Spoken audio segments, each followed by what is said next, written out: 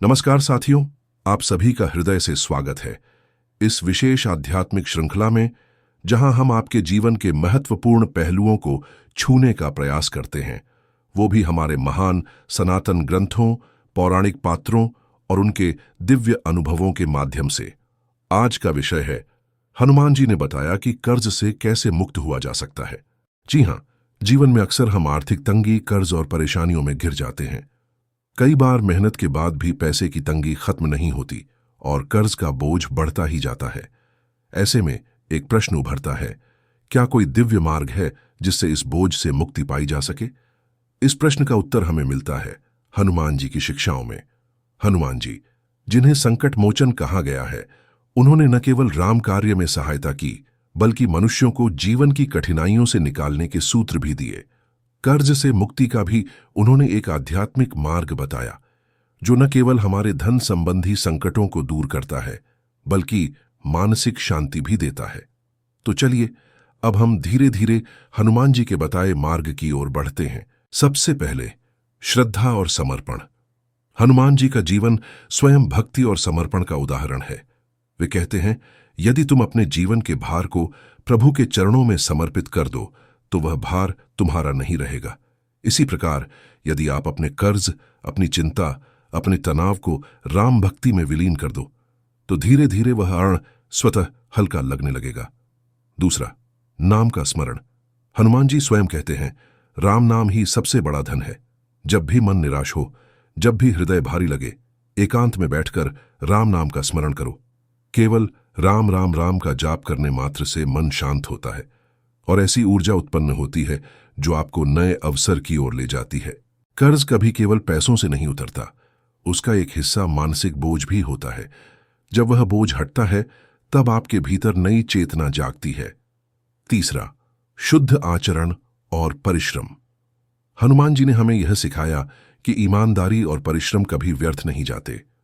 यदि आप ईमानदारी से मेहनत कर रहे हैं, किसी का हक नहीं मार रहे, तो प्रभु निश्चित रूप से आपकी सहायता करेंगे। कर्ज से मुक्ति के लिए जरूरी है आप कोई गलत रास्ता ना अपनाएं। चोरी, छल, धोखा, ये रास्ते कर्ज को और बढ़ाते हैं। लेकिन यदि आप सत्य के मार्ग पर हैं, तो प्रभु आपका हाथ पकड़कर बाहर निकालेंगे। चौथा, सेवा और दान। यह बात थोड़ी उलझन भरी लग सकती है कि जब खुद के पास कुछ नहीं तब दान कैसा, परंतु हनुमान जी बताते हैं, सेवा और दया वह पूंजी है जो आपके लिए परमात्मा के खजाने खोलती है। छोटा सा दान, किसी भूखे को भोजन, किसी प्यासे को जल, किसी जरूरतमंद को मदद, ये वो कर्म है जो आपकी आत्मा को हल्का करते हैं और ब्रह्मांड को संदेश देते हैं कि आप देने के लिए भी तैयार हैं, और जो देता है उसे ब्रह्मांड लौटाता जरूर है। पांचवां, हनुमान चालीसा का पाठ। हनुमान जी ने तुलसीदास जी के माध्यम से जो अमृत दिया है, वह है हनुमान चालीसा। यदि आप नियमित रूप से सच्चे मन से हनुमान चालीसा का पाठ करते हैं, तो उसमें छिपे हर दोहे में एक दिव्य शक्ति जागृत होती है। संकट से हनुमान छुड़ावे, मन क्रम वचन ध्यान जो लावे। इस पंक्ति का अर्थ है, जो मन, वचन और कर्म से हनुमान जी का ध्यान करता है, उसके सारे संकट मिटते हैं, और कर्ज भी एक प्रकार का संकट ही है। छठा, प्रातःकाल की प्रार्थना और ब्रह्म मुहूर्त में जागरण। हनुमान जी स्वयं ब्रह्मचर्य और अनुशासन के प्रतीक हैं। यदि आप हर सुबह ब्रह्म मुहूर्त लगभग 4 बजे में उठकर थोड़ी देर ध्यान करें, राम नाम का जाप करें और अपने आण से मुक्ति की प्रार्थना करें, तो यह दिनचर्या धीरे धीरे चमत्कार करने लगती है। यह समय वह होता है जब संपूर्ण ब्रह्मांड शांत होता है और आपकी प्रार्थना सबसे तीव्र गति से ईश्वर तक पहुंचती है। सातवां, अपने जीवन में राम कार्य जोड़ें। हनुमान जी कहते हैं, जो राम कार्य में लगा है, उसका हर कार्य स्वतः पूर्ण होता है। यदि आप अपने जीवन में कोई ऐसा कार्य जोड़ लें जो राम के नाम से जुड़ा हो, जैसे किसी मंदिर में सेवा, किसी धर्मशाला में मदद, किसी धार्मिक आयोजन में सहयोग, तो वह कार्य आपको अदृश्य पुण्य देता है। यही पुण्य आपके जीवन के ऋण को काटता है। आठवां, नकारात्मक संगति से दूरी।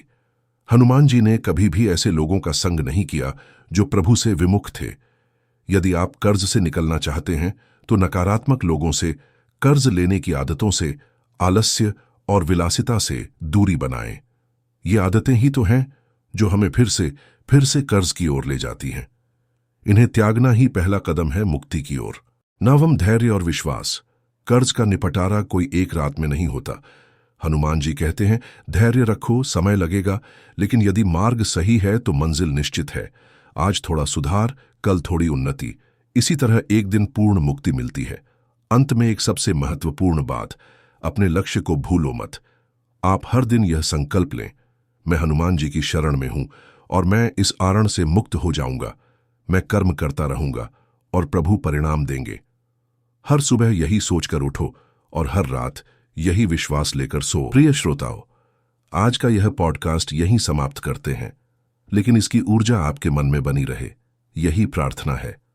अगर आपको यह प्रसंग अच्छा लगा हो तो कृपया अपने मित्रों, परिवारजनों और जरूरतमंदों तक इस बात को पहुंचाएं, क्योंकि हो सकता है कि आपकी एक साझेदारी किसी के जीवन का संकट दूर कर दे। हनुमान जी की कृपा हम सब पर बनी रहे। जय बजरंग बली। धन्यवाद। नमस्कार।